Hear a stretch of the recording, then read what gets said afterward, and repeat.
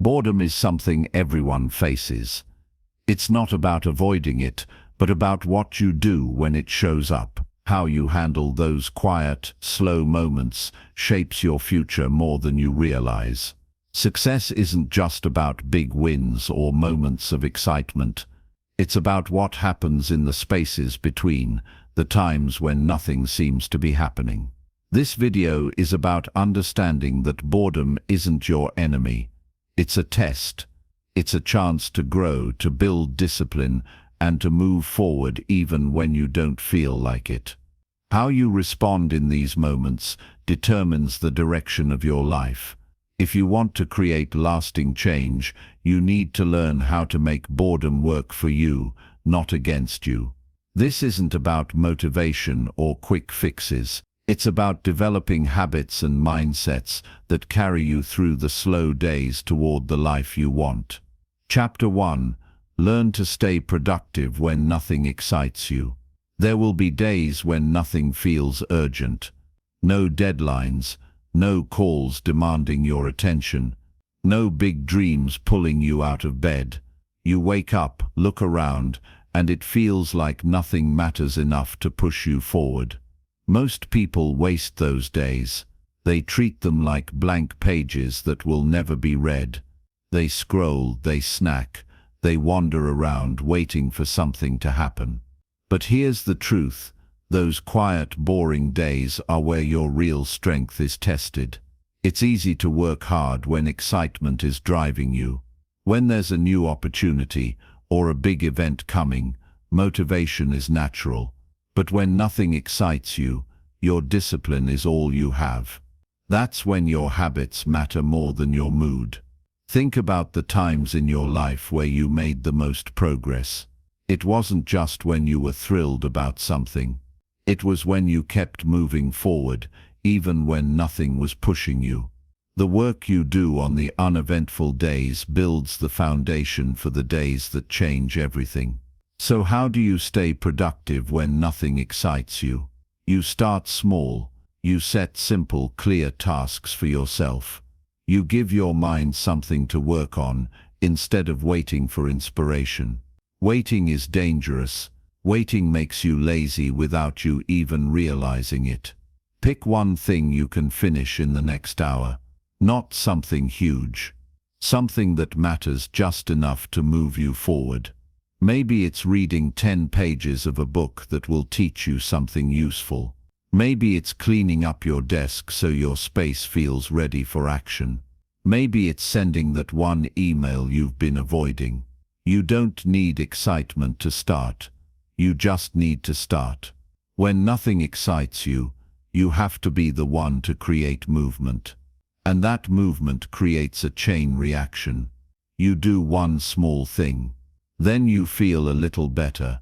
That small win gives you enough energy to do the next thing. Before you know it, the day is no longer empty. It's full of progress you built for yourself. The hardest part is ignoring the voice in your head that says, "It's fine, I'll do it tomorrow." That voice is the reason people waste years waiting for the perfect time to work. There is no perfect time. You make time perfect by using it. And here's the thing, your future self is watching you right now. The person you'll be in 5 years depends on how you use these boring days. If you waste them, you'll regret it. If you use them, you'll thank yourself. You don't need to feel inspired to do the work. You just need to show up. Think about a gym. Some days you walk in full of energy, ready to push yourself. Other days, you don't want to be there at all. But every time you walk in, no matter how you feel, you get stronger. Life works the same way. Staying productive when nothing excites you is a skill. It's not natural for most people. Our minds are wired to chase pleasure and comfort, not to work without reward. But the people who achieve great things in life are the ones who can work even when there's no excitement. They know that momentum is built in the quiet moments. So if today feels slow, if you feel like you have no reason to push yourself, take that as your challenge. Prove to yourself that you can still move forward without the rush of motivation. Because the truth is, motivation is unreliable. Discipline is what saves you when motivation disappears. One way to make this easier is to plan your day the night before. Don't wake up and wonder what to do. Give yourself a clear list so you can get to work without thinking too much. Decision-making drains your energy. When you already know your tasks, you remove that barrier. And don't set your expectations too high for these days. You don't need to achieve something massive. The goal is consistency. You're training yourself to be someone who doesn't stop when life slows down. Here's an example. Imagine you run a small business. Some days are busy, with customers calling and orders coming in. Other days are slow. Many people would take those slow days and relax completely. But the ones who succeed use that time to improve their business, update their website, improve their products, learn new skills. That's why, when the busy days return, they're ready for bigger opportunities. The same principle applies to everything. If you're a student, study when there's no exam coming up. If you're an athlete, train even when no competition is near. If you're chasing a personal goal, work on it even when nobody is watching. Because progress made in silence becomes visible later. The key is to stop thinking of boredom as a problem. Think of it as an open space you can fill with progress. Exciting days are already filled for you. It's the boring ones that give you the freedom to choose how you grow.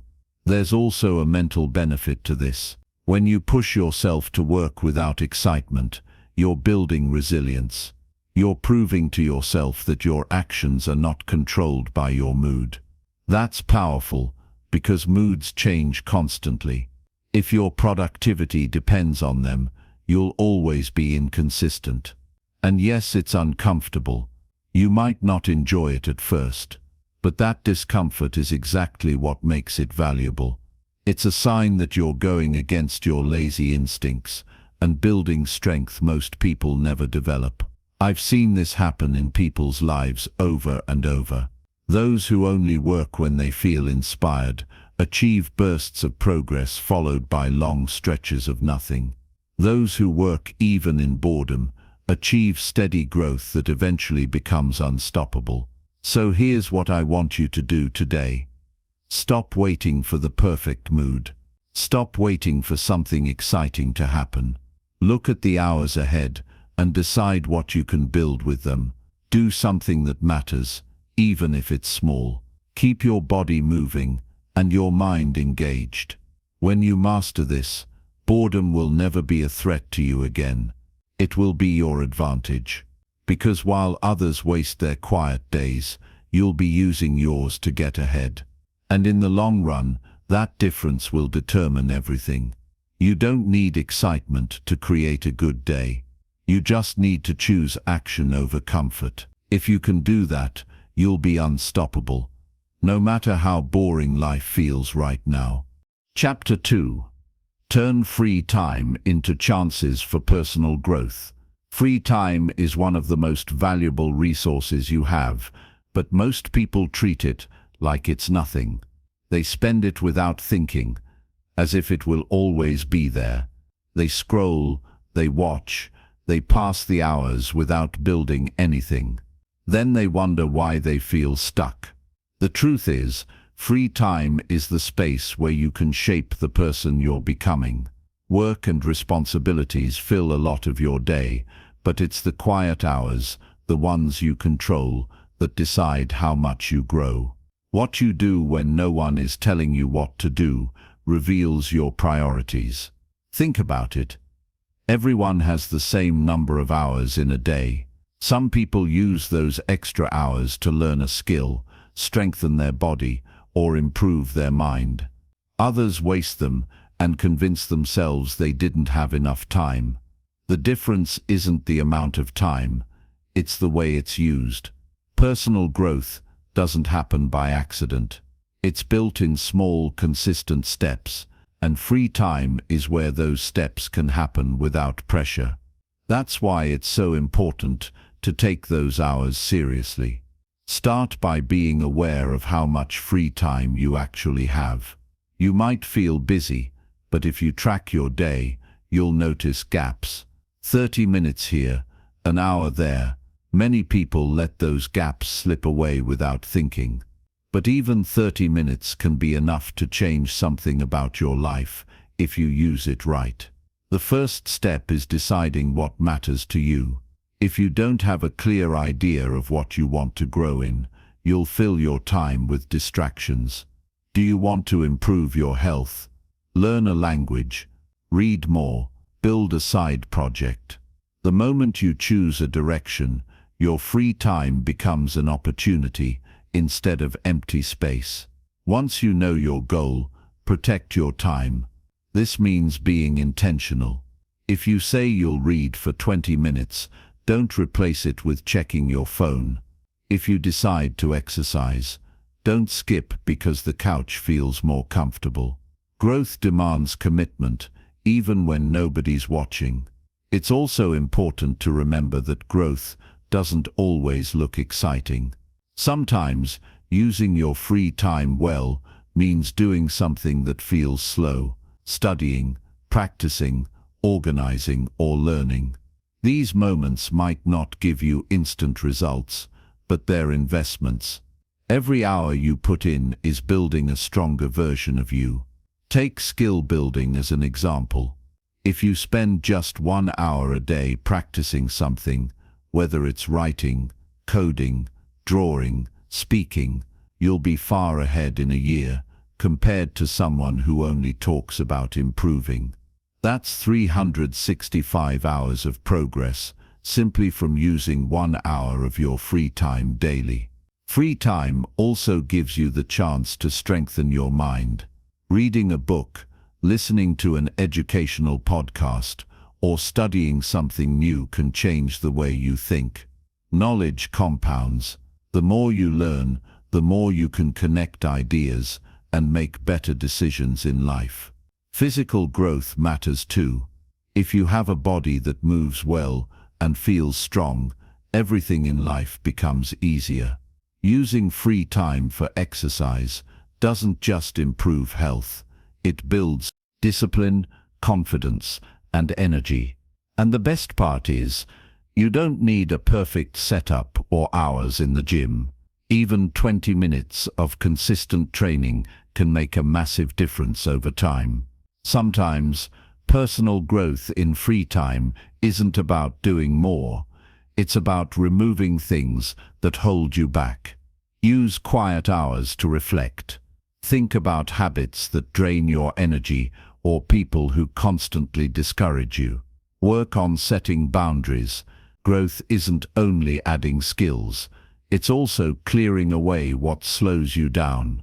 There's also the value of building relationships in your free time. Talking to someone who inspires you, learning from a mentor, or spending time with people who challenge you to improve can push you further than you'd go alone. Free time doesn't have to be solitary. It can be used to connect in ways that help you grow. But to make all of this happen, you have to fight one thing. Comfort will always try to take over your free time. The pull to relax and do nothing is strong, and rest does have its place. But there's a big difference between resting to recover and wasting hours because you can't be bothered to take action. The key is balance. Use your free time for growth most of the time, and rest when it's truly needed. One thing that helps is planning ahead. If you know you have an hour free in the evening, decide in the morning how you'll use it. That way, you won't fall into the trap of "I'll figure it out later," which usually leads to doing nothing. It's also useful to track your progress. Keep a simple log, a notebook, a note on your phone of how you spend your free time and what you accomplish. Seeing that you've read 3 books, learned 50 new words, or exercised 20 times in a month will motivate you to keep going. Progress feels good, but you have to measure it to notice it. Some people think they need huge blocks of free time to grow, but that's not true. The small, repeated actions matter more. 10 minutes a day of focused work is better than one big burst once a month. Free time isn't always given to you in large pieces, but even the small ones are valuable if you use them well. There's another reason to take free time seriously. You don't know how much of it you'll have in the future. Life can get busier. Responsibilities can increase. If you have extra time now, treat it like gold.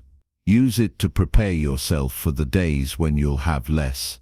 Skills, habits, and knowledge built today will carry you through harder times. Think of the people you admire. Look closely, and you'll see that they didn't grow only during work hours. They used their evenings, weekends, and quiet moments to improve themselves. They saw free time not as a break from life, but as a chance to build the life they wanted. If you make the same choice, your life will change. Not overnight, but steadily. You'll look back in a year and see a person who's smarter, stronger, and more capable, all because you decided to turn spare hours into something meaningful. So here's the challenge. Look at your day. Find the moments where nothing is scheduled. Then decide how to use them to get closer to the person you want to be. The hours will pass whether you use them or not. The difference is what you'll have to show for them. Free time is not a gift to waste. It's a gift to grow. And if you treat it that way, it will give back far more than you can imagine. Chapter 3. Replace mindless scrolling with meaningful small tasks. We live in a world where almost everyone carries a distraction in their pocket. The phone is always there, glowing, buzzing, offering you something new every few seconds. A new video, a new post, a new message. It feels like it's filling your time, but in reality it's stealing it. The problem with mindless scrolling is not just the time it takes away, it's what it does to your focus, your energy, and your mindset. Every swipe is a tiny hit of stimulation. It keeps you entertained in the moment, but leaves you with nothing at the end of the day. You look back and realize hours have gone by, and you have nothing to show for them. That's why replacing mindless scrolling with meaningful small tasks is one of the simplest and most powerful ways to take control of your life. It's not about never touching your phone again. It's about making better choices in the moments when you're tempted to waste time. The first step is awareness. Most people don't even notice how often they pick up their phone without thinking. They reach for it out of habit, standing in line, sitting at a table, or even in the middle of working on something. If you want to break the habit, start by catching yourself in those moments. Every time you feel the urge to scroll, stop for a second and ask, do I really need to do this right now? Once you're aware of the habit, you can replace it. And that's where meaningful small tasks come in. These tasks are short, easy to start, and still move you forward in some way. They don't have to be life-changing. They just need to be better than doing nothing. Here are some examples. Read 2 pages of a book. Write down 3 ideas for something you want to work on. Clean one small part of your space. A drawer, a desk, a shelf. Send a message to someone you've been meaning to reconnect with. Do 10 push-ups or a quick stretch. Learn 1 new word in a language you're studying. The key is that these tasks are quick and achievable. You can finish them in the same time it would take to scroll through a few posts. But instead of ending with an empty feeling, you finish with a sense of progress. And here's the thing, small tasks often lead to bigger ones. If you pick up a book and read 2 pages, you might keep going and read 10. If you start cleaning your desk, you might organize the whole room. The first step is always the hardest, and replacing scrolling with something small makes that step much easier. Another reason this works is because it builds momentum. Scrolling gives you instant stimulation, but no momentum. Small tasks give you momentum, but without overwhelming you.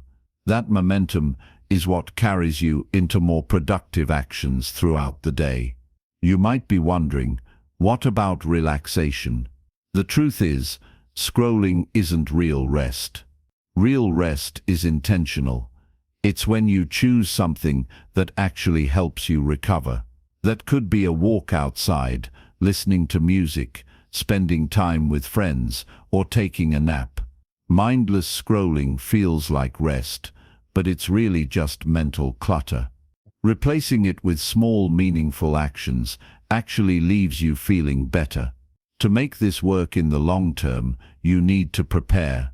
If you wait until you feel the urge to scroll to decide what to do instead, you'll often default to the habit.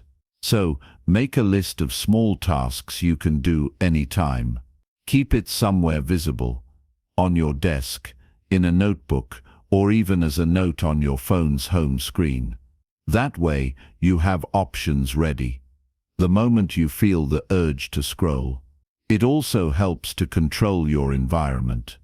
If your phone is always in your hand, it's going to win your attention. Try leaving it in another room when you're focusing on something, or use app timers to limit your time on social media. You don't have to cut it out completely, just make it less convenient than doing something productive. Over time, you'll notice a big difference. Instead of losing hours each week to scrolling, you'll have completed dozens of small tasks that improve your life. Your space will be cleaner. Your mind will be clearer. Your skills will grow, and you'll start to see that every small action matters. One powerful shift happens when you start valuing your time differently. When you replace a habit that gives you nothing with habits that give you progress, you realize how much you were actually capable of all along. You weren't lacking time, you were just spending it on the wrong things. There's also an emotional benefit. Mindless scrolling often leaves people feeling drained, distracted, or even worse about themselves after comparing their lives to what they see online. Meaningful small tasks give the opposite feeling: accomplishment, control, and self-respect. Even if the task is tiny, you'll know you used your time well. This isn't about perfection. There will still be times when you scroll, and that's okay. The goal is to shift the balance, to make sure that more of your free moments are filled with actions that matter, rather than actions that leave you with nothing. The easiest way to start is with one rule. Every time you catch yourself about to scroll, without a real reason, do one small task first. Just one. After that, if you still want to scroll, you can but most of the time, you won't even feel like it anymore. Imagine the difference this could make over a year. If you replace just 10 minutes of scrolling each day with a small task, that's over 60 hours in a year. 60 hours of learning, creating, improving, or connecting, and that's just from 10 minutes a day. So, the challenge is simple. Be intentional with your moments. Notice when you're about to give your attention to something that gives nothing back. Then make the choice to give it to something, anything, that moves you forward. Your time is too valuable to spend it in endless swipes. Use it to build, even in the smallest ways. Those small ways will add up, and you'll see the results in your habits, your skills, and your life. Replacing mindless scrolling with meaningful small tasks isn't just about being productive. It's about taking back control over how you live. And when you do, boredom stops being a trap. It becomes a tool you can use to create something better. Chapter 4. Practice skills that require patience during slow days. There will be days in your life when things feel slow. Work is quiet. Plans are on hold. You're not rushing anywhere, and there's no urgent deadline pushing you forward. Many people see these days as empty space to simply fill with entertainment. But slow days can be the perfect time to do something far more valuable, to practice skills that require patience. Some skills don't give instant results. They take time, focus, and persistence. They can feel slow, even boring, in the moment. But over time, they become the abilities that set you apart from everyone else. These are the skills most people avoid because they're not exciting. And that's exactly why they're worth learning. Fewer people are willing to put in the effort. When you have a slow day, you have an advantage. You can give those skills the attention they deserve without feeling rushed. Instead of treating the day as a break from growth, you can treat it as a training ground for the kind of discipline and focus most people never develop. Think about what patience really means. It's not just waiting. It's staying committed to a process even when results are not immediate. Anyone can keep going when progress is fast and obvious. The real test is when progress is invisible, when it's buried under days or weeks of practice before you see any change. That's the kind of patience that builds mastery. So, what are some examples of skills that require patience? It could be learning a language. You won't become fluent in a day, or even a month. But if you use slow days to study vocabulary, practice pronunciation, and understand grammar, you're investing in something that will benefit you for the rest of your life. It could be improving your writing. Writing well takes time. You don't just sit down and instantly create something perfect. You rewrite, you refine, you test ideas. On a slow day, you can focus on that process without the pressure of finishing quickly. It could be building physical skills, maybe learning an instrument, training for a sport, or improving flexibility. These things require repetition, precision, and the willingness to keep going even when you don't feel like you're improving. It could also be personal skills, like communication or emotional control. Patience is essential here too. If you use slow days to reflect, to have meaningful conversations, or to practice listening without interrupting, you're building qualities that strengthen your relationships and leadership. The important thing is this: you can't rush these skills. Trying to speed them up often leads to frustration or giving up. That's why slow days are perfect for them. When there's no rush, you can focus entirely on the process instead of obsessing over the outcome. And the process is where real growth happens. Every time you practice with patience, you're training not just the skill itself, but your ability to stick with something. You're teaching yourself to value progress even when you can't see it yet. One of the biggest mistakes people make on slow days is thinking they're wasting time unless they're doing something dramatic. But mastery is built in the quiet, consistent hours that nobody else sees. Every slow day you use well becomes part of the foundation you're building for your future. Here's how you can make the most of them. First, choose one skill to focus on. Don't try to do everything at once. If you spread your attention too thin, you won't go deep enough to make real progress. Pick the one that matters most to you right now. Second, break it into small, specific actions. If you're learning a language, maybe today's focus is on 10 new words and practicing them in sentences. If you're improving your fitness, maybe it's working on perfect form for one specific exercise. This keeps you from feeling overwhelmed and gives you a clear target for the day. Third, set a time to work on it. Treat it like an appointment you can't skip. If you leave it for whenever I feel like it, you'll likely get distracted and waste the opportunity. Fourth, commit to finishing the session even if you feel restless. Patience is built in those moments when you want to quit, but stay with it. That's when you strengthen your ability to focus.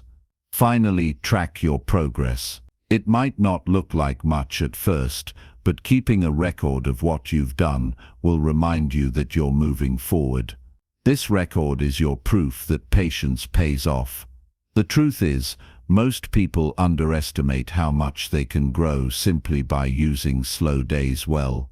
They think growth only happens when life is busy, when there's competition, or when someone is pushing them. But if you can teach yourself to grow without those external pressures, you'll never be dependent on them. You'll be able to make progress anytime, anywhere. Patience is a rare skill in today's world. Everyone wants speed. They want the shortcut, the quick result, the instant recognition. But the people who truly master their craft are the ones who understand that some things cannot be rushed, and they embrace that reality instead of fighting it. When you choose to practice skills that require patience, you're not just improving that skill, you're also building mental endurance. You're training yourself to stay calm when results take longer than expected. You're becoming the kind of person who doesn't quit when things slow down. And that's powerful because life will slow down. There will be times when progress feels stuck, when your energy dips, when things outside your control delay your plans. If you've trained yourself to keep going in those moments, you'll handle them better than most. Slow days are not an obstacle to your growth, they're an invitation to go deeper. Instead of filling them with noise and distractions, fill them with actions that will matter months or years from now. Learn something. Refine something. Strengthen something. The patience you build now will serve you in every area of your life. It will help you in your career, in your relationships, in your health, and in your personal goals. Because when everyone else gets frustrated and quits, you'll still be there, putting in the work, ready for the breakthrough when it comes. So the next time you have a slow day, don't waste it waiting for excitement. Pick a skill that requires patience and give it your attention. Trust that the time you invest is never wasted, even if you can't see the results yet. One day, you'll look back and realize that those quiet hours made all the difference, and when others ask how you became so capable, you'll know it happened in the patience you practiced when nobody was watching. Chapter 5. Use quiet moments to plan your next big step. Life moves fast most of the time. Deadlines, responsibilities, and unexpected events fill your schedule and leave you with little room to think deeply about where you're going. That's why the quiet moments, the times when nothing urgent is happening, are so important. They give you the space to step back, see the bigger picture, and plan your next big step. The mistake many people make is treating quiet moments like throwaway time. They fill them with random distractions instead of using them for reflection and strategy. But those moments are when you have the clearest mind. They're when you can see beyond the noise of daily life and think about what truly matters to you. Your next big step could be anything.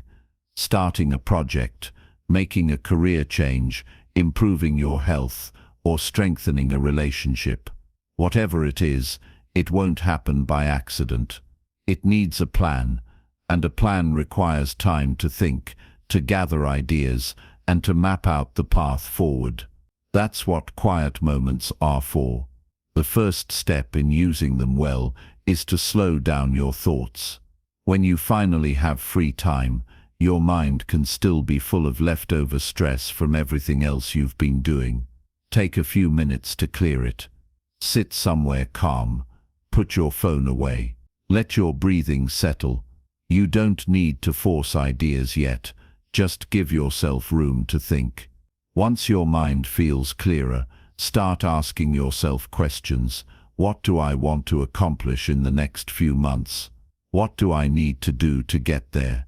What skills, habits, or resources will I need? What challenges might come up, and how will I handle them? Write your answers down. Don't just keep them in your head. Seeing them in front of you makes them real. It also helps you refine them. Many people have vague dreams, but those dreams never turn into action because they aren't specific enough. Writing forces you to make them concrete. Quiet moments are also the perfect time to evaluate where you are right now. Are you closer to your goals than you were 6 months ago? Or have you been standing still? If you're not making progress, it's not about blaming yourself, it's about figuring out what needs to change. Sometimes the smallest adjustment can make the biggest difference. This is also when you can think creatively. Big steps often require new ideas. You can't come up with them when you're rushing through a busy day. In quiet moments, your mind has space to connect dots. It couldn't before. Let yourself imagine possibilities, even ones that seem far away.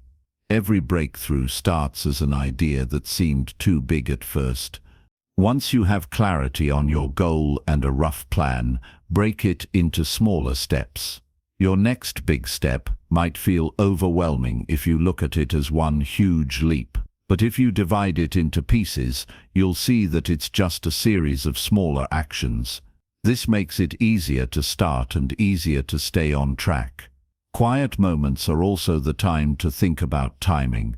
Not every step can or should be taken right away. Sometimes you need to prepare before you act. Use this time to figure out the best moment to move forward and what you can do in the meantime to be ready. Another important part of planning is identifying what could hold you back. It's easy to get excited about a new plan without considering obstacles. But being honest about challenges now will save you frustration later. Think about potential problems and decide how you'll handle them before they happen. It's worth noting that planning your next big step isn't just about logic. It's also about energy. Ask yourself if the step you're considering excites you, challenges you, or scares you in a way that feels worth it. If it doesn't give you any sense of purpose, you may need to rethink it. Quiet moments help you connect with what you actually want, not just what you think you should want. When you're done planning, don't leave your ideas as notes in a notebook you never open again. Commit to the first action. Even if it's small, making a call, signing up for a class, buying a tool you'll need, take it as soon as possible. That way, your plan starts moving from thought to reality. Over time, using your quiet moments like this will change the way you live. Instead of drifting through periods of calm without direction, you'll treat them as valuable opportunities to prepare for growth. You'll stop waiting for the perfect time to think about your next step. You'll already know what it is. The truth is, people who achieve big things are not always busier than others. They're just more intentional with their time. When life slows down for them, they don't see it as a break from progress. They see it as the perfect moment to decide where to go next. So the next time you find yourself with a free hour, resist the urge to fill it with noise. Find a quiet spot. Think about where you are, where you want to be, and what needs to happen between those 2 points. Use that space to design your next move, and you'll find that your big steps start to feel less like risks and more like natural progress. Quiet moments are not empty. They are the most important moments you'll get if you know how to use them. Fill them with focus, clarity, and planning, and you'll always be ready for what comes next. Chapter 6. Develop self-discipline when there is no pressure, when life is calm, when no one is asking for anything from you, when no deadline is breathing down your neck. Those moments reveal who you really are. Anyone can push themselves when pressure is high, when the clock is ticking, when eyes are watching. But what you do when no one is watching, when you could easily do nothing, that is where real self-discipline is built. Self-discipline without pressure is like working your muscles when no competition is ahead. It's harder to find the motivation, but that's exactly why it matters more. If you only act when urgency is present, You'll always be controlled by circumstances. But if you train yourself to act even in the quiet, even in the slow days, you gain a strength that no outside force can take from you. The first step is awareness. Ask yourself, how do you spend your unstructured time? Do you let it slip away in endless distractions? Do you fill it with comfort that doesn't grow you? Or do you use it to make progress, even in small ways? You can't change what you're not aware of. So pay attention to your patterns. If every calm moment ends with you wasting hours, that's a habit you need to break. Next, set clear, personal rules for yourself. Not because someone told you to, not because a deadline forces you, but because you've decided that you want to live with intention. Maybe that means waking up at the same time every day, even on weekends. Maybe it's exercising 3 times a week, no matter what your schedule looks like. Or reading a chapter of a book daily. The point is to create consistent actions that you follow without needing a reason beyond "this is what I do." The hard part comes when the temptation to delay or skip appears. When you hear that voice in your mind saying, "It's fine, you can do it later, no one will know." That's where discipline is either strengthened or weakened. Each time you choose to act instead of delay, you prove to yourself that you are in control, not your comfort, not your mood. It's also important to understand that discipline doesn't always feel exciting. In fact, most of the time, it feels ordinary. There's no applause. There's no immediate result. It's just you showing up again and again, because you know that over time, those small acts will separate you from those who quit when no one's pushing them. One powerful way to practice this is through silent challenges. Give yourself a goal that you don't tell anyone about, and stick to it for a set period of time, 30 days, 60 days, 90 days. It could be writing 500 words a day, meditating for 10 minutes, or practicing a skill for 20 minutes. The key is that you don't do it for recognition, you do it for the muscle you're building inside, the ability to stay committed without outside validation. You can also create structure where there is none. If your days are wide open, set blocks of time for different activities. Even if you have nowhere to be, treat your commitments to yourself like appointments you can't miss. If you've decided to work on a personal project from 2 p.m. to 3 p.m., don't negotiate with yourself when the time comes. Sit down and do it. The truth is, discipline is easier when life forces it on you, but real growth comes when you can maintain it without external force. That's when your consistency becomes part of who you are. You no longer need urgency to act. You act because it's your nature. Remember this, the days when nothing is urgent are the days that shape the ones that are. The discipline you build in stillness becomes the foundation you stand on when life gets demanding again. So don't wait for pressure to make you move. Choose to move now when it's quiet, and you'll find that when the storms come, you're already ready. Chapter 7. Find creative ways to challenge your thinking. Daily boredom is one of those quiet moments in life that can either lead you to waste an entire day or help you make a breakthrough in the way you think. When nothing exciting is happening, your mind naturally starts to wander. This is the perfect time to challenge it. Many people avoid boredom by distracting themselves with entertainment or constant stimulation, but that keeps their thinking shallow. If you want to grow, you need to learn how to use those moments to push your mind in new directions. Challenging your thinking daily doesn't require huge tasks. It starts small, but it has to be intentional.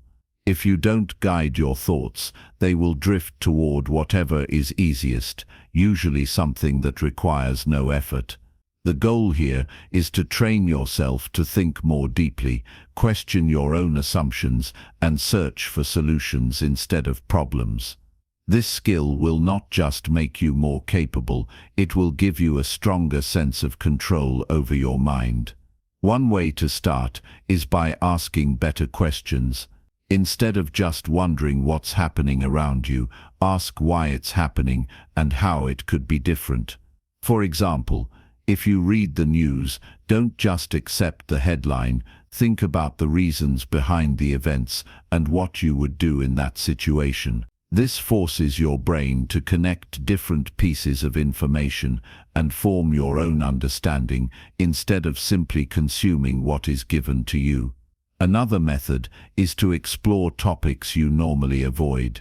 Most people think only in the areas they are comfortable with, work, hobbies, or opinions they already agree with. But when you intentionally study something outside your usual circle, your brain starts building new connections. This could mean learning basic coding if you've never touched technology, studying history if you've always avoided it, or reading about a completely different culture. This kind of variety keeps your mind sharp because it forces it to adapt to new information. You can also practice problem solving in your daily life, even with small things. If your routine feels too predictable, switch it up and see how you can make it more efficient. If you find yourself stuck in traffic, instead of just waiting, think of alternate routes. Consider leaving at different times, or even use that time to brainstorm ideas for your personal goals. These small problem-solving exercises train your brain to always be searching for improvements instead of accepting the same old patterns. Writing is another powerful tool for challenging your thinking. When you put your thoughts into words, you have to organize them. This process reveals gaps in your understanding and forces you to dig deeper.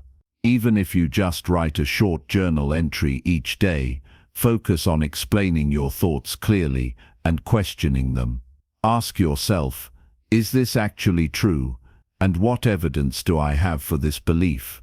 Over time, you'll notice that your thinking becomes sharper because you're not just holding ideas, you're testing them. Boredom can also be a great time to train memory and recall. Try to remember details from books you've read, conversations you've had, or skills you've learned in the past. See how much you can recall without checking your phone or notes. This strengthens your mental discipline and forces you to rely on your brain instead of always reaching for outside tools. You should also give yourself mental challenges that take more than a few minutes to complete. Learn a new language slowly, solve puzzles, play strategy-based games, or even build something with your hands. These activities demand focus and patience, which keeps your mind active when there's no outside pressure. The most important part is consistency. Challenging your thinking daily means you don't wait for the right moment. You do it every day, even if it's just for a short time. This repeated effort builds mental toughness and adaptability. In the long run, you'll find that boredom becomes a tool for growth instead of something you try to escape. If you handle boredom with the intention to challenge your mind, you'll notice your problem-solving ability, creativity, and confidence all start to grow. People around you may give in to distraction and waste those quiet hours, but you'll be using them to build a stronger mind. And over time, that difference in thinking will separate you from the rest. You can choose how you spend the slow moments. You can let them slip away without purpose, or you can use them to sharpen your thoughts, push your limits, and prepare yourself for bigger opportunities. How you handle boredom truly determines how ready you'll be when life demands more from you. Chapter 8. Turn repetitive routines into opportunities for mastery. You might think routines are boring. You wake up, you do the same things, you go through the same steps. It can feel like life is just on repeat. But here's the truth. How you handle the small, repeated moments shapes who you become far more than the big, once-in-a-while events. Repetitive routines are not your enemy. They are your training ground. The world doesn't usually reward people for doing something once. It rewards those who can do something well over and over again. And that comes from using routine not just as a way to get through the day, but as a way to sharpen your skills and mindset. Think about it. Most skills in life are built in repetition. Cooking a good meal once doesn't make you a great cook. Hitting the gym once doesn't make you strong. Writing one good page doesn't make you a great writer. Mastery is about showing up every time, even when it's not exciting, and doing it better than the last time. So, how do you turn these repetitive routines into something that makes you better, instead of something that just keeps you busy? 1. Start noticing the details. When you do something every day, it's easy to switch off your brain and just go through the motions. But this is exactly when you should do the opposite. Switch your awareness on. Pay attention to the details you usually ignore. If you make coffee every morning, don't just dump in the grounds and pour the water. Notice the grind size, the water temperature, the smell, the timing. This small shift from automatic to intentional turns a daily habit into a skill-building session. When you approach your routines this way, you'll see patterns. You'll notice what works and what doesn't. And over time, those tiny adjustments you make will stack up into real improvement. 2. Keep score with yourself. Most people repeat their daily habits without ever checking if they're improving. The way to break that cycle is to challenge yourself within the routine. If you go for a morning jog, track your time or distance. If you're learning a language, measure how many words you've mastered each week. If you're cleaning your workspace, see if you can make it more organized each time. When you measure, you get feedback, and feedback is what fuels mastery. 3. Focus on one upgrade at a time. If you try to improve everything in your routine at once, you'll burn out. Instead, pick one part of it to upgrade and keep working on that until it feels natural. Then move to the next. Let's say your routine is cooking dinner every night. Start with improving your knife skills for 2 weeks. Then work on seasoning. Then work on timing. Over time, each upgrade builds on the last, and the skill you're developing starts to become second nature. 4. Embrace the boredom as part of the process. Doing the same thing every day will sometimes feel dull. That's normal. But boredom is not a sign you're failing, it's a sign you're practicing. The people who master things are the ones who keep going when the excitement fades. When the routine feels repetitive, instead of thinking this is boring, think this is where I'm building discipline. The ones who quit here never get to see what mastery feels like. 5. Track your long-term growth. One of the most motivating things you can do is look back and see how far you've come. If you journal, record your progress. If you're working on a skill, take before and after videos or photos. When you see the difference, you'll realize that those quiet, repetitive days weren't wasted. They were where the real change happened. 6. Use your routines to build character, not just skill. When you stick with a routine, you're training more than your hands or your mind. You're training your patience, your consistency, and your ability to commit. Those traits transfer into every part of life. If you can be disciplined enough to master your morning routine, you can be disciplined enough to stick to a fitness plan, save money, or finish a project. Mastery in one area spills over into others. 7. Adjust the challenge level. If your routine starts to feel too easy, raise the bar. If it's too hard, scale it back slightly so you can stay consistent.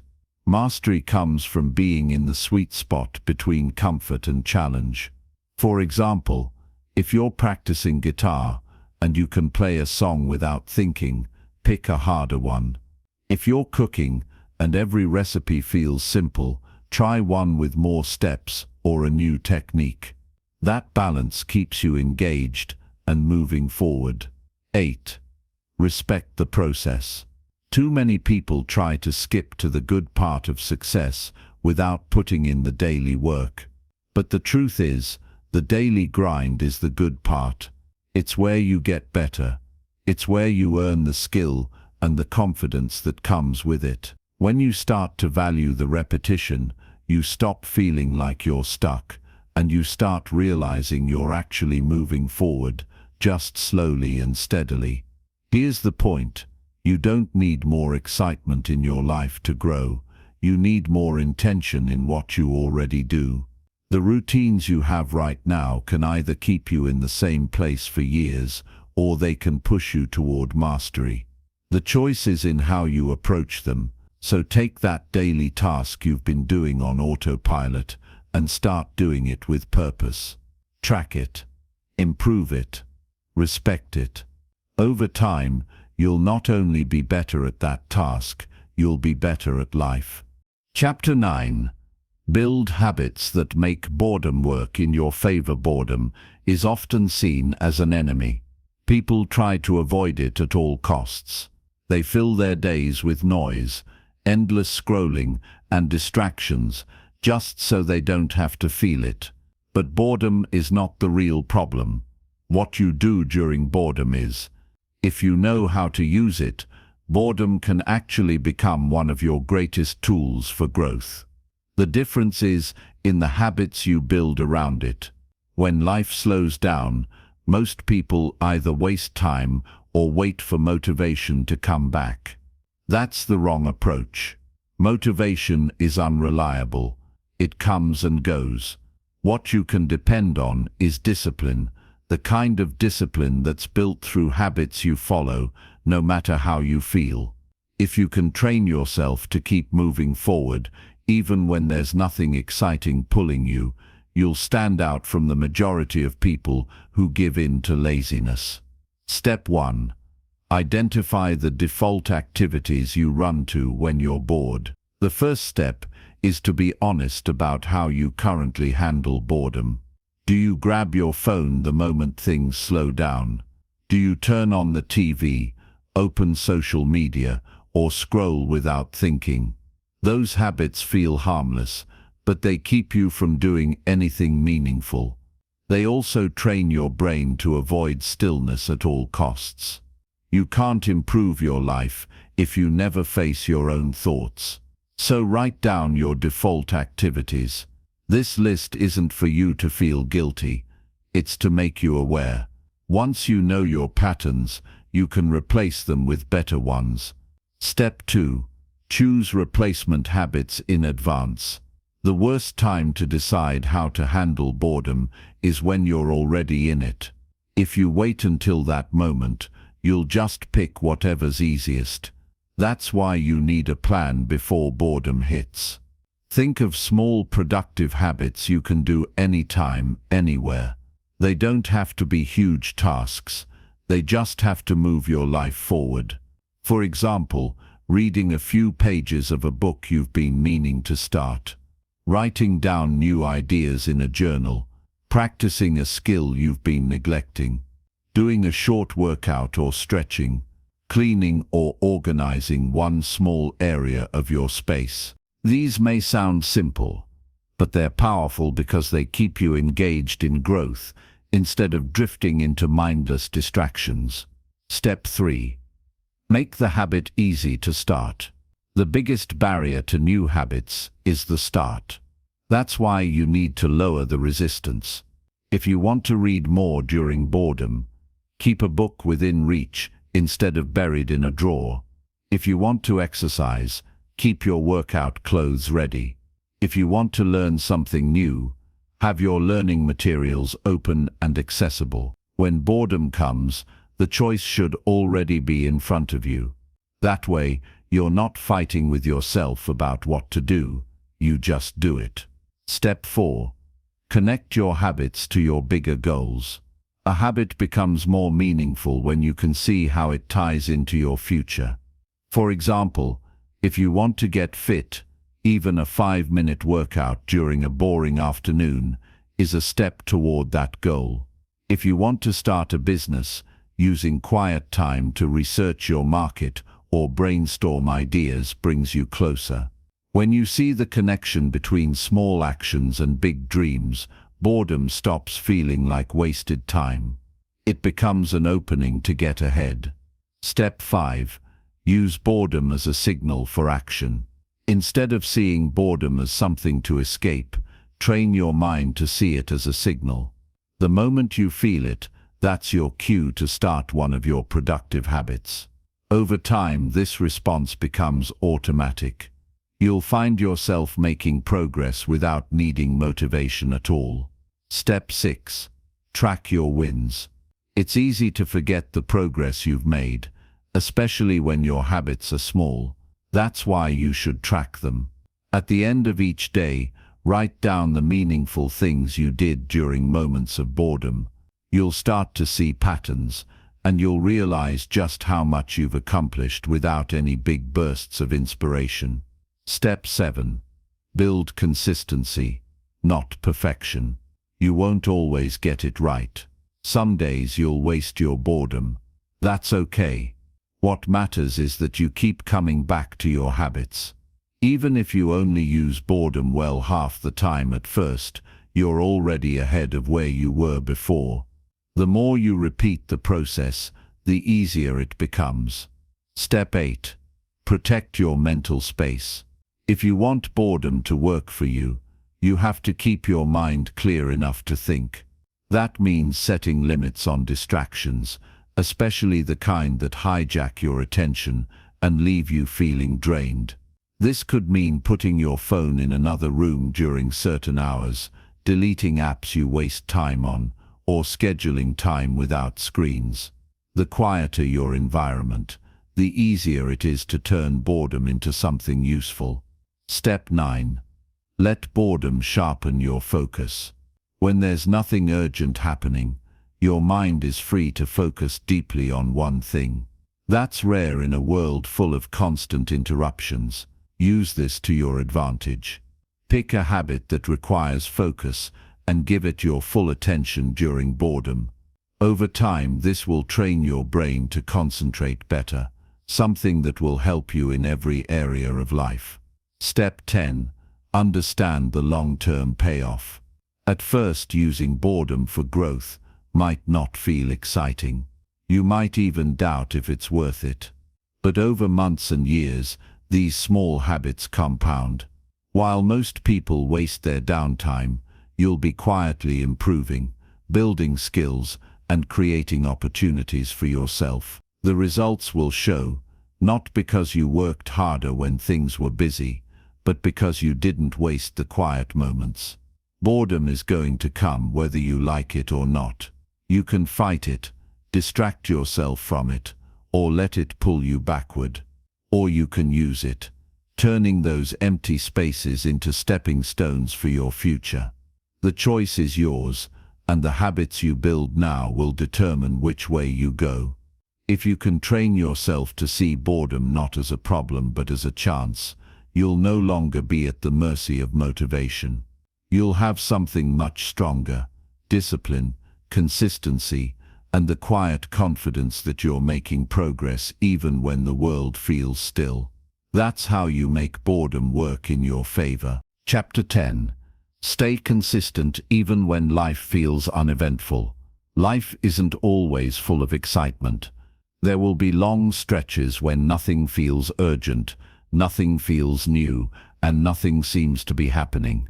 These are the moments when many people lose momentum. It's easy to lose focus and give up because without excitement, it's hard to stay motivated. But the key to lasting success is not riding on bursts of energy or motivation.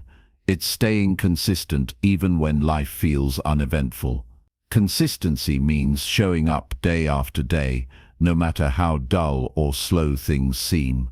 It means committing to your goals, not because you feel inspired, but because you understand that progress requires time and steady effort. The biggest changes in life don't happen in sudden leaps. They happen when you build habits that carry you forward, when nothing special is happening. One reason consistency feels so difficult during uneventful periods is that the brain craves stimulation. When life isn't exciting, it looks for distractions or reasons to procrastinate. That's normal, but discipline is the skill of choosing what matters over what feels easy in the moment. It's what separates people who make their dreams real from those who only dream. To stay consistent, you have to simplify your focus. When life feels uneventful, big goals can feel overwhelming. Break your goals into small, manageable daily tasks that don't demand too much energy, but keep you moving forward. This prevents burnout and makes progress feel possible, even on low-energy days. Another powerful way to maintain consistency is to create routines and rituals. Routines eliminate decision fatigue because your actions become automatic. When you tie your work or growth to a set time or habit, you don't need to rely on willpower alone. This makes it easier to keep going even when you don't feel like it. Tracking your progress also helps. Seeing your small wins each day can motivate you to keep going. Even if life feels slow, every step forward counts. Celebrate these wins internally as proof that your efforts are not wasted. Remember that consistency builds trust with yourself. Each day you follow through reinforces your belief that you can accomplish your goals. This self-trust becomes a source of strength when external circumstances are boring or uncertain. It's also important to adjust your expectations. Uneventful periods are not a sign of failure. They are a natural part of growth. Accepting that some days will feel slow allows you to be patient with yourself and avoid discouragement. Staying consistent during these times prepares you for when life becomes challenging or exciting again. You'll have built a foundation of habits and resilience that won't crumble when pressures return. In essence, success is not about having constant excitement. It's about committing to progress no matter what the day feels like. When you master consistency in uneventful times, you're setting yourself up to thrive in all seasons of life.